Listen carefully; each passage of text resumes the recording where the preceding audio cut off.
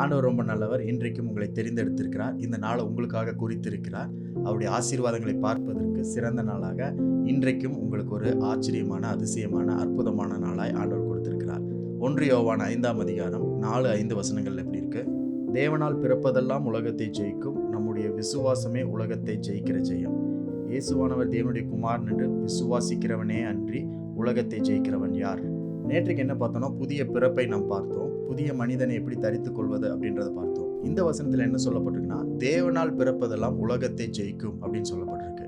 அப்போ கிறிஸ்துவுக்குள்ள, தேவனுக்குள்ள நம்ம திரும்பவும் பிறந்திருக்கும் பொழுது, அவருக்குள்ள நம்ம வாழும் பொழுது இந்த உலகத்தை நாம் ஜெயிப்போம் அப்படின்னு சொல்லப்பட்டிருக்கு. தொடர்ந்து என்ன சொல்லப்பட்டிருக்குன்னா, விசுவாசமே உலகத்தை ஜெயிக்கிற ஜெயம். உங்கள் விசுவாசமே இந்த உலகத்தை ஜெயிக்கிற ஜெயம். விசுவாசம் என்பது ஆவியின் கனியில ஒன்று.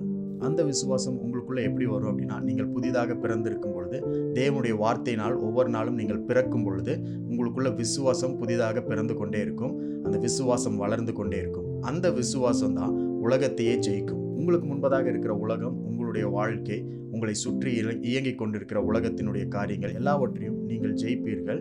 ஜெயிப்பதற்காக தான் தேவன் அவருக்குள்ளாக உங்களை மீண்டுமாய் பிறக்க வைத்திருக்கிறார். ஒருவேளை இயல்பா பிறந்து அந்த பிறப்புல நம்மளுக்கு இருக்கிற பலன், அறிவு, ஞானத்தை வச்சு எல்லா காரியத்தையும் ஜெயிக்கணும்னு நம்ம நினைச்சு நிறைய காரியங்களை செய்து கொண்டிருப்போம். அதுல நிறைய தோல்விகளை பார்த்திருப்போம். ஆனால் எப்பொழுது நீங்கள் தேவனால் பிறக்கப்படுகிறீர்களோ, தேவன் வார்த்தையால் பிறக்கப்படுகிறீர்களோ, அப்போ புதிய பலன் உங்களை நிரப்பும். தேவனுடைய பலன் உங்களை நிரப்பும். அப்படி தேவனால் பிறந்த யாரா இருந்தாலுமே இந்த உலகத்தை ஜெயிப்பார்கள். அவர்களுக்குள்ள இருக்கிற விசுவாசமே இந்த உலகத்தை ஜெயிக்கிற ஜெயம். தொடர்ந்து அந்த வசனம் என்ன சொல்லப்பட்டிருக்குன்னா, இயேசுவை தேவனுடைய குமாரன் என்று விசுவாசிக்கிறவனே அன்றி அவனை தவிர இந்த உலகத்தை வேற யாருனால ஜெயிக்க முடியும்? உங்களுக்கு முன்பதாக இருக்கிற சவாலை வேற யாருனால ஜெயிக்க முடியும்? இன்றைக்கு இயேசு உங்களுடைய வாழ்க்கையில தெய்வமாக இருக்கிறார்.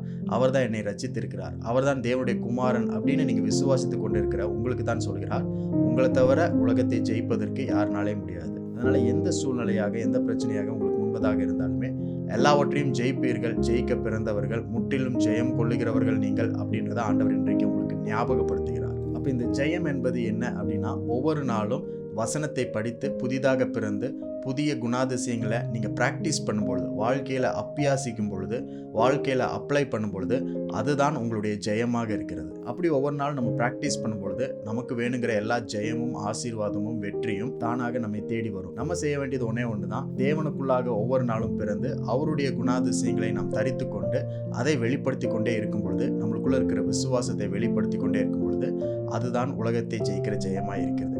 இன்றைக்கும் விசுவாசத்தினால், தேவனுடைய குணாதிசயங்களினால் இந்த உலகத்தை வெல்லும்படிக்கு, இந்த உலகத்தில் வெற்றி சிறக்கும்படிக்கு ஒரு வெற்றியினால் ஆண்டவர் உங்கள் கையில் கொடுத்திருக்கிறார். இன்றைக்கும் இந்த நாள் உங்களுக்கு கிடைத்ததுக்காக ஆண்டவருக்கு நன்றி செலுத்துங்க.